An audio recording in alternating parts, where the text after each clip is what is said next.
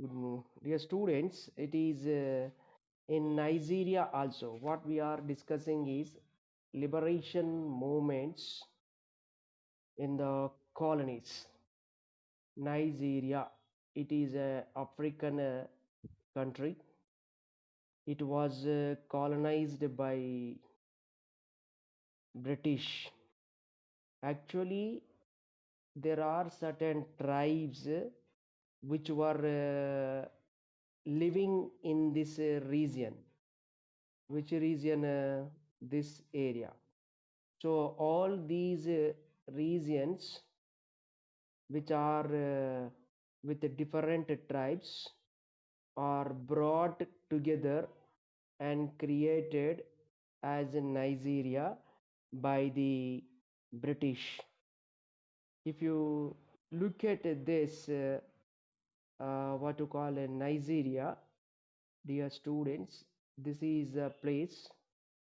Several tribes here uh, living here nearby the river Niger.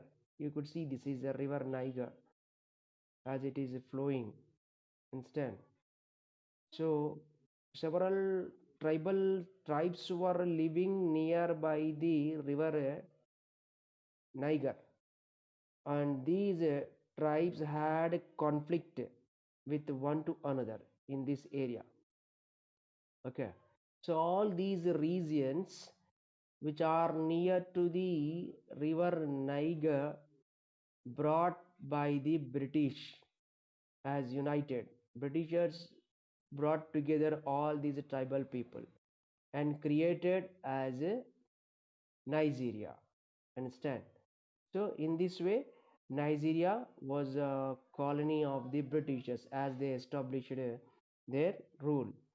And here, nationalism, this is what you call the nation states. Idea of the nation states was new for African people.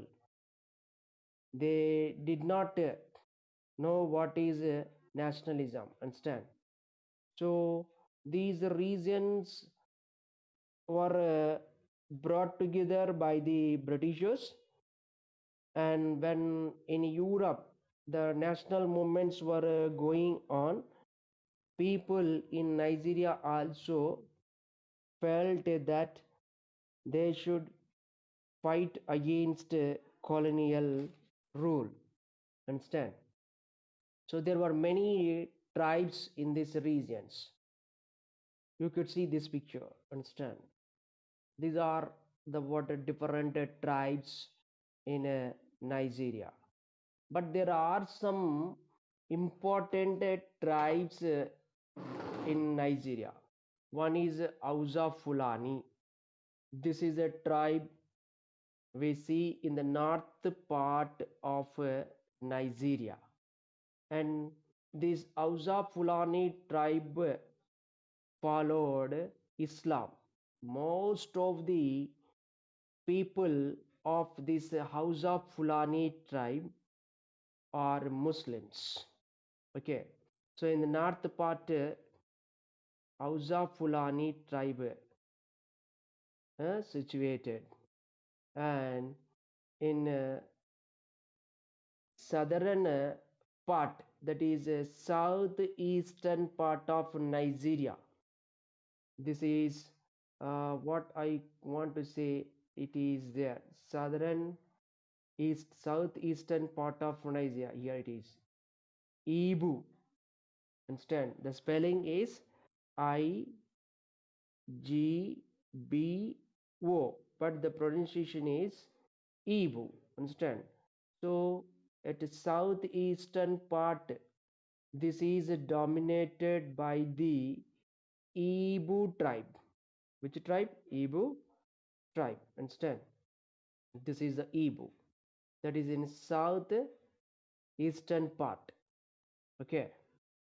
And in the north part, Hausa Fulani. Coming to the southwestern part, this is Yoruba. Understand? This is Yoruba, southwestern part.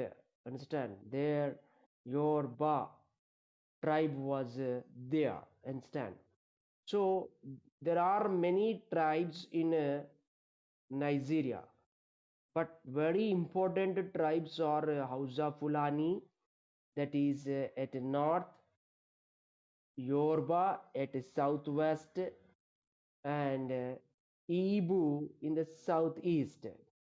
So if you look at this Nigeria, that is north part, this is north part, we find Muslims, and the southern part, understand, that is in the southern Nigeria, we see most of the people are exposed to Christian missionaries, okay, because of the what to call Britishers, understand.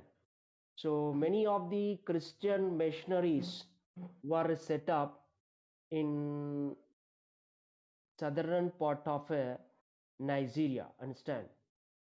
Though there are many Christian missionaries which spread Christianity, still we find many people practicing tribal religions which are in Nigeria, understand.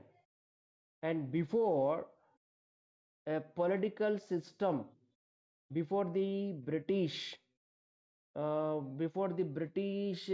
establishing their colonial rule in this place, most of these tribes, they fought with each other. Especially we see that there was a conflict between Yoruba, Igbo, and what that is Hausa Fulani. Instead, in these three tribes there were conflicts: Yoruba,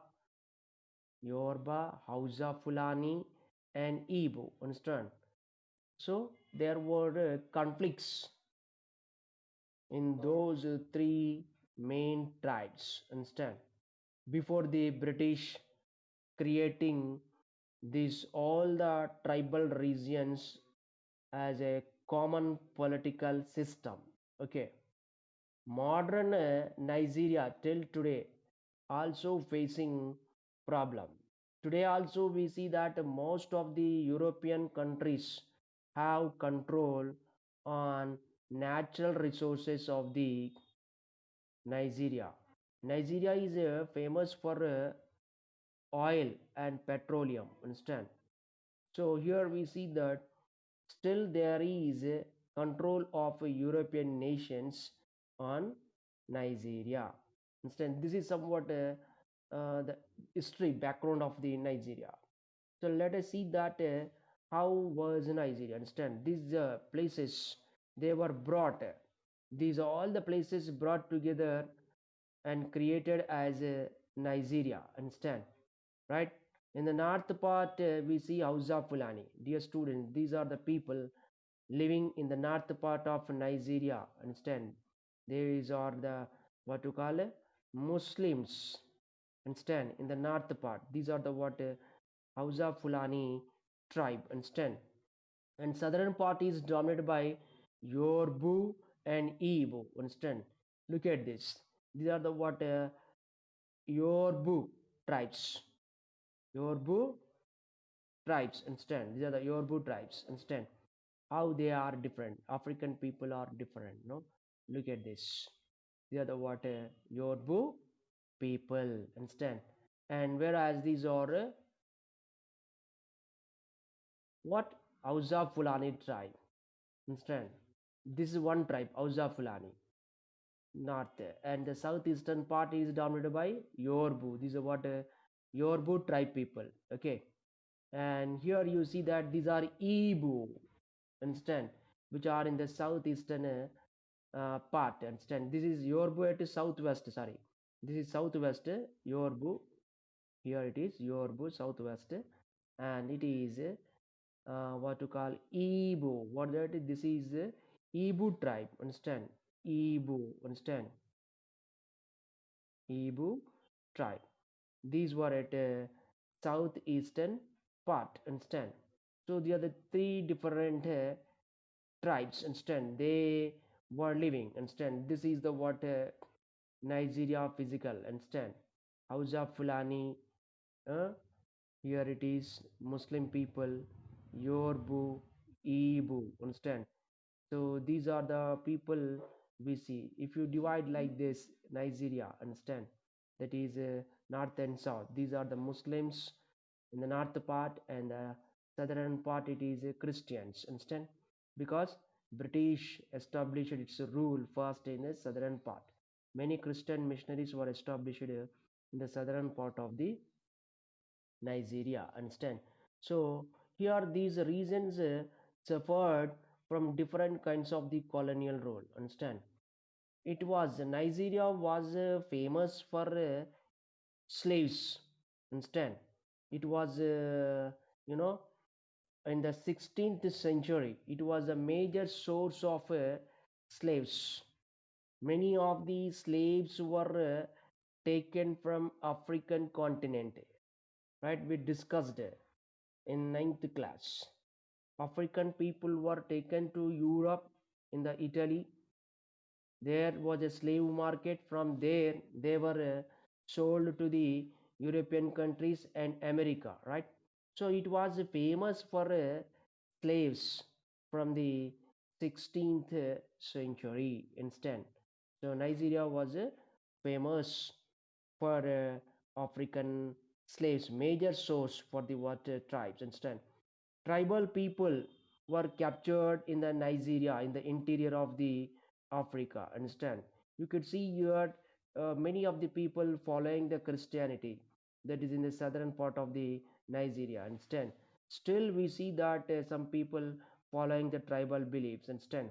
So the story of this Nigeria is the conflict between the three regions. That is the story of modern Nigeria. Understand? Still, it is controlled by European nations. What do you see in this figure, my dear students? These are oil wells, petroleum. Okay, petroleum is largely available in Nigeria. So all these oil wells still controlled by the European nations instead. After its independence till today, many of the European nations are controlling it instead. So the slave trade, which continued from 16th century onwards, that was ended by the 19th century instead. In the 19th century, slave trade was abolished. Understand? Look at this figure. What are these people? These all are the slaves, dear students. These all are the what? Slaves. They were taken from Africa, from African interior parts. See, European people arresting these tribal people. Look at here. They were sitting on the knees instead, right? That is the thing we see here. Okay, so here it is that what to call these people were captured there, and they were taken to European market and stand. So here we see that it is what to call the people of Africa. They were taken to the what to call European market, understand? And there they were used as a slaves instead. So here we see that there it is. These people were innocent. They were not clever like European people. Understand? So in this way we see that they were turned to slaves instead. Look at the figure. Understand? They're the tribal peasants. They were captured in the Africa. Understand? See how they were taken to different parts of the Europe. Understand? All these are the what African people only. They turned as slaves. See here in this figure you could see that the chains. uh, they were carried. what to call in handcuffs, using the water mm, chains, so that they could not escape. Understand? So when Britishers entered in Africa, first they settled at Lagos. Understand? Britishers established their rule in 1861 at Lagos. Understand? This Nigeria is famous for palm oil and coca. My dear students, look at this palm oil. Yeah? And it is coca. You can see that this is a coca, which is a medicine. Understand? It is used in some medicines. Understand? This is used in a medicine. And here it is palm oil. Understand? These are the what palm trees. These are the what palm trees. Understand? So it is famous for palm oil and coca. Understand? So Britishers wanted this palm oil and coca, so they established their rule in 1861. In 1861, they established their rule in Nigeria, especially in the Lagos. Okay, look at this is the place, dear students. This is the place Lagos. First Britishers entered here. Understand? At Lagos. Understand? There it is a port center. What is that? Port center. There they set up what to call their administration. They carried, that means they ruled this entire Nigeria from Lagos. So Lagos, this is the center.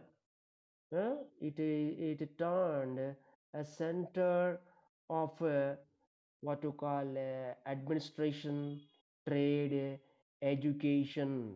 Okay, this is in the Western Africa. Understand? So Lagos was the center for administration, for trade, and education. Understand? So here the struggle against the colonism started in Lagos. Okay, when Britishers were ruling this Nigeria, against the British rule, against the colonial rule of the British, a long struggle started from Lagos only. Understand? From where Britishers had established their administration, and from where they carried their trade. Okay, that is Lagos. uh, and from where they given education. Okay, that is the center we call Lagos, and it is also the center for what colonial what you call struggle against the colonial rule. Understand? So by the what you call the 19th century, understand, we see that their struggle started against the colonial rule. Understand? A new ideology developed in Africa. Understand? That is what we call a pan Africanism and nationalism. Okay, pan Africanism and Nigerian nationalism. The two ideologies developed. One is a pan Africanism. This is one, and second one is African Nigerian nationalism. The two ideologies, different ideologies developed in Nigeria. Understand? What is Pan Africanism? Pan Africanism, in the sense, Africa must be for Africans only. Understand? They want to see that all African nations should be united, irrespective of their tribe and their languages. Understand? That is Pan Africanism. And what is Nigerian nationalism? It is what to call getting freedom from the British and uniting all the tribes against what colonial rule. That is the Nigerian nationalism. Okay, let us see that what is colonialism. It is a policy of the British, either fully or partly controlling another country. Understand? That means if you look at this diagram, you could understand, dear student, this figure. What do you see here? This will tell you clearly what is a colonial rule. Understand? This is in this figure. I'll show you that he is a colonial master, and this colonial master using his power in establishing a political domination in the rest of the world, right? Here you see that different hands. These hands are the symbol, you know. Here in the figure it is shown what to call it is India, dear students. Look at here. This is India. Understand? In the figure it is shown. I'll show you that. Okay, look at that. The colonial master. He This is the colonial master England. Okay, it is England. England controlling what to call Egypt, then India, understand? Then what to call Arabian countries, right?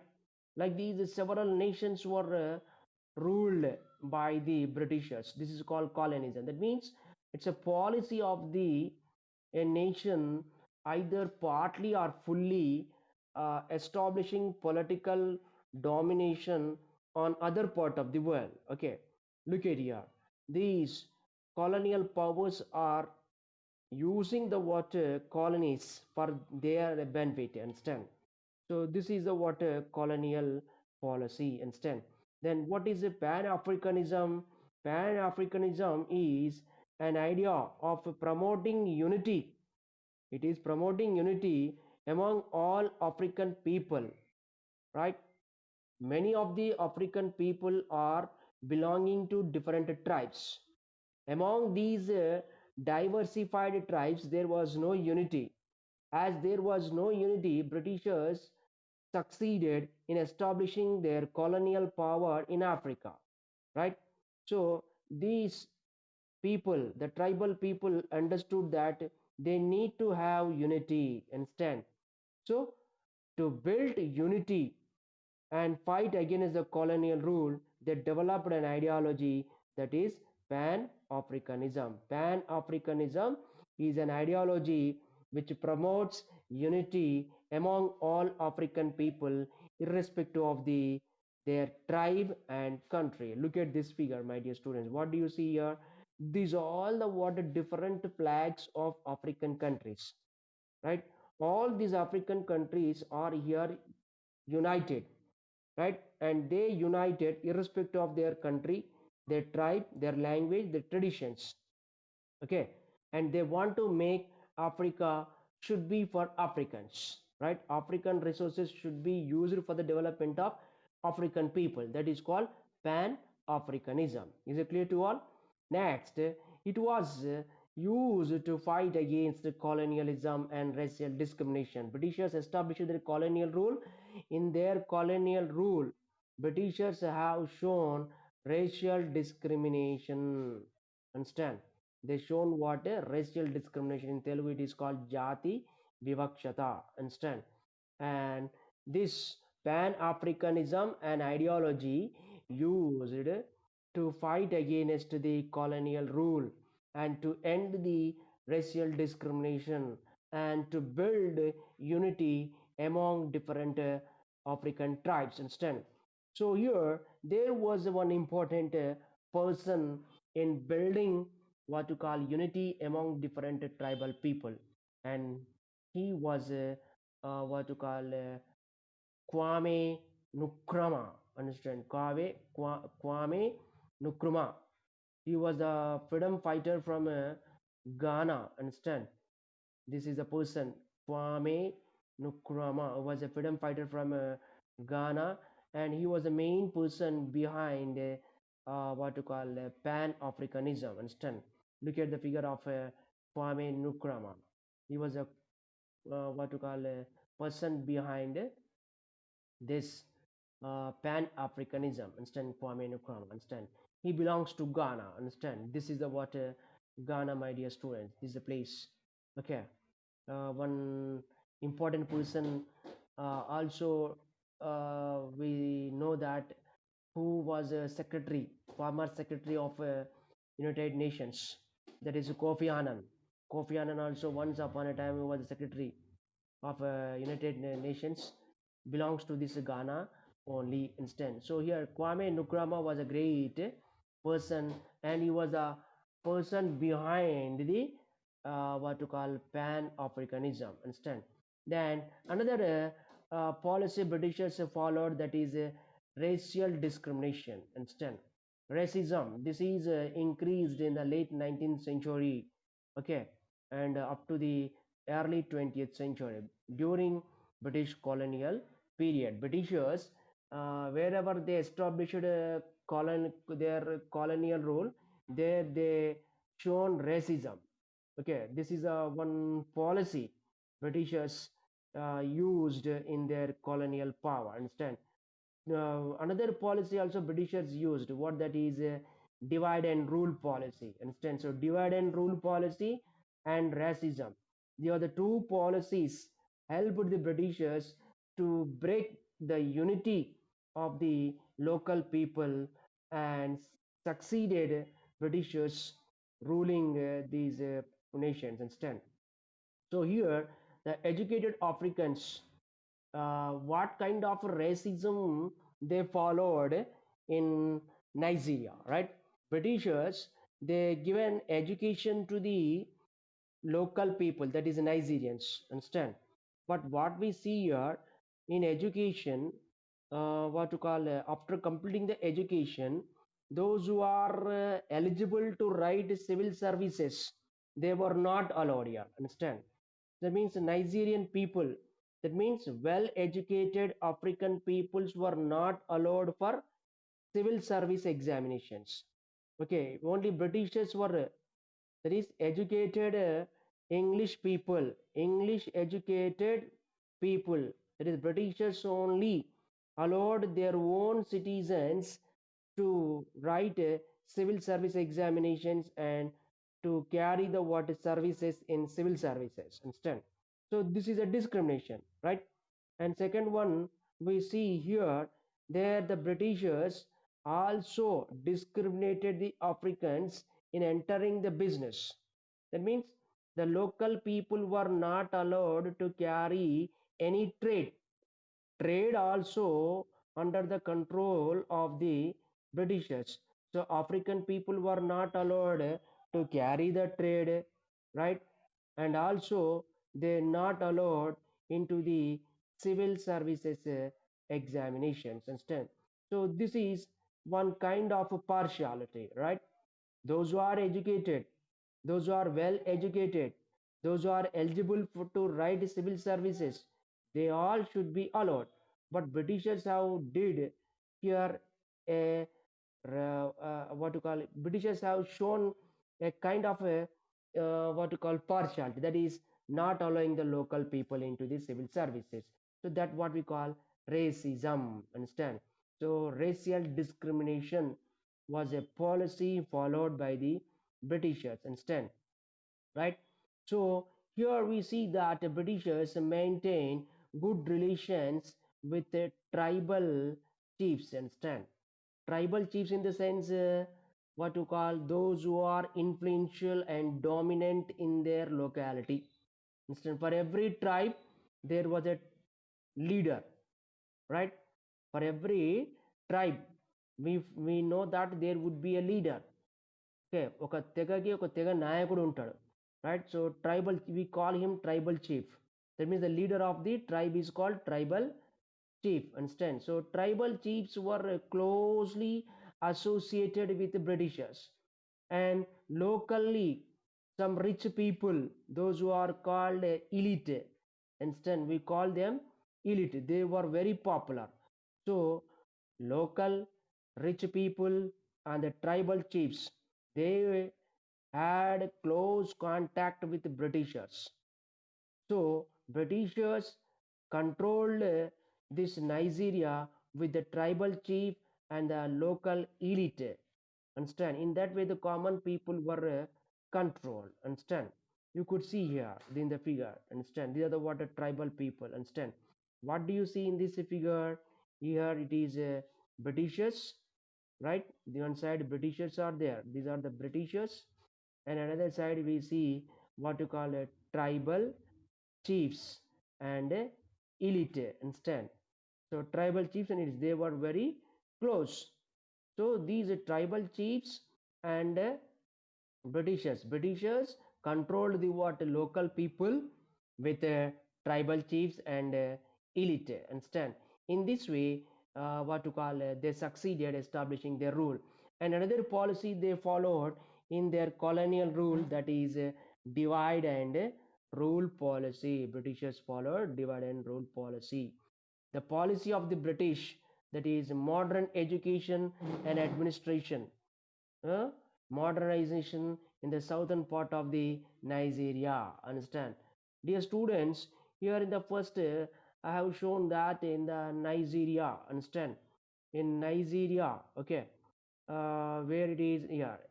So southern part of the Nigeria exposure to the modern education, right? This is the what is southern part Nigeria. This is exposure to the modern education, whereas the north part of the Nigeria was not exposed to the modern education. So that is called divide and rule policy. Britishers, they shown interest in educating and making modern, that is southern part of Nigeria. In this figure you can see that they are extending modern English education to the local tribal people. Okay, the children of the local tribal people are listening to the classes. So modern education was extended in southern part of Nigeria. Understand? Right? And these are all the what educated people. Understand? The old traditions still continued in the north part. Okay, these are the educated people in the southern part of Nigeria. Whereas in the north part of Nigeria, where Hausa Fulani tribe was dominant, there most of the people were tribal people. They were not exposed to the modern education, so there they continued old traditions. In this way, in Nigeria, in the north part, there was no development, whereas in the southern part there was development. So in the development, Britishers have shown partiality. So there is regional disparities, what we call here. And certain regions are developed, that is southern part of Nigeria well developed, whereas the northern part of Nigeria was backward in the development. It is by Britishers policy, that is divide and rule policy. So here, dear students, what do you see in this figure? This is the north part of Nigeria. Understand? Where the people still following the what old traditions. Instead, so they created a kind of a disparity between north and southern part of the Nigeria. So finally, what happened with this divide and rule policy? Their regional disparities are created. Regional disparities in the sense certain regions are ahead in the development and some other regions are backward in development. Okay, in this way, by up to 1939, the Britishers separated. Sorry, this is about British policy. In 1939, again, Britishers further shown partiality between Yorbu and Ibu. Okay, this is Ibu, which is in the southeastern part, and Yorbu, which is southwestern part. There also Britishers created what you call divide and rule policy. In 1939, Britishers in 1939 separated Yorbu and Ibu regions, okay, into the western part of Nigeria and eastern part of Nigeria. Understand? So Britishers succeeded in their colonial rule with the divide and rule policy, my dear students. Okay, after dividing these colonies, after dividing these tribes, the three tribes, and creating disparities in them with racism also, there they encouraged competition. Understand? They what to call moved these tribes to competition, and this competition led to conflict between three major tribal groups. Understand?